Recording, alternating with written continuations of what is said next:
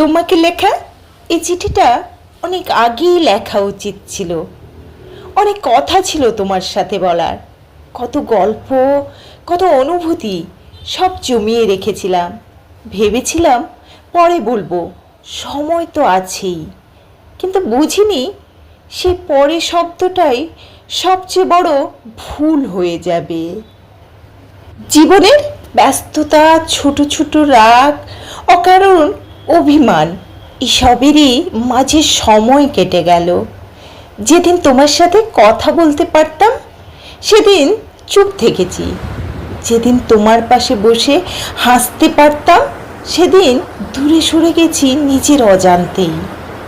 রাগের দিনে তোমার সাথে কত ঝগড়া করেছি, কতবার তোমার কথার উত্তর না দিয়ে চলে গেছি। মনে মনে ভেবেছি সময় হলে ঠিক বলবো সব, কিন্তু সেই সময়টা আর এলো না। আজ বুঝি তুমি ঠিক ছিলে অনেক জায়গায়, আর আমি শুধু নিজের মতো করে বুঝতে চেয়েছি সব কিছু। আজ বলতে ইচ্ছে করে, বাবা তুমি আমাকে খুব ভালোবাসতে, কিন্তু এই কথাটা আর সামনে বলা হলো না। আজ বুক ভরা কথার ভিড়, কিন্তু তুমি নেই, শুধু কথাগুলো রয়ে গেছে অপূরণীয়, অজানা অশ্রু হয়ে জমে আছে ভেতরে।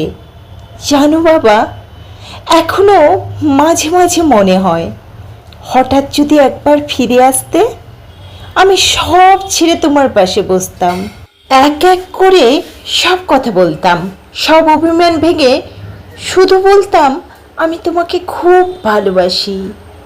কিন্তু জীবন তো আর সেই সুযোগ দেয় না, সময় একবার চলে গেলে আর ফিরে আসে না। তাই আজ এই চিঠিতে সব লিখে রাখলাম, যা বলা হয়নি, যা শোনানো হয়নি, যা শুধু আমার ভেতরেই রয়ে গেছিল। তুমি যেখানে আছো ভালো থেকো বাবা। আর যদি কোনোভাবে আমার এই না বলা কথাগুলো পৌঁছে যায় তোমার কাছে, জেনে রেখো তোমার সন্তানের ভালোবাসা কখনো কমেনি, শুধু বলতে দেরি হয়ে গেছে। তোমারই যে আজ তোমাকে খুব মিস করে। রোদ বৃষ্টির দিনে মাথার উপরে যে বিশাল ছাদটা ছিল সেটা আজ অদৃশ্য। এখন চারপাশের কঠিন পৃথিবীর লড়াই।